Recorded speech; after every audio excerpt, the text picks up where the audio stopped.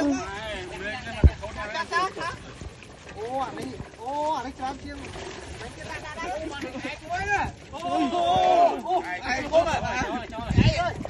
hai à bạn ơi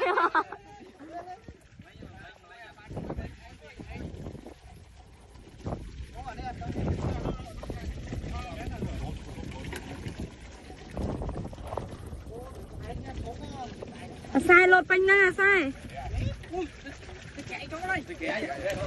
lợn ông hai lợn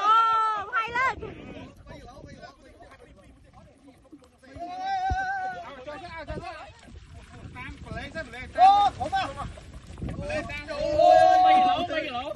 ông hai nè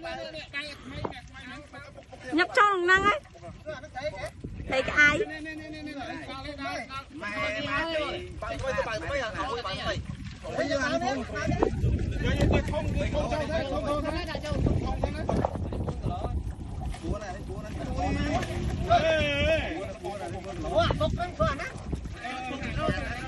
thầy salad gì ạ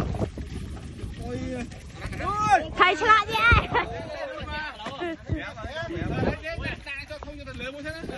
mà hay cho mà gì hay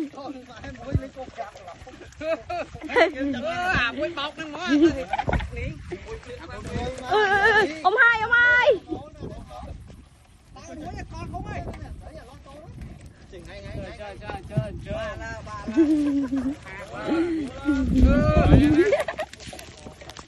ơi ăn muối àนี่แหละcái này chắc là ăn nè này phân khuôn ông hai vậy nè nè cho cái lẩu ấy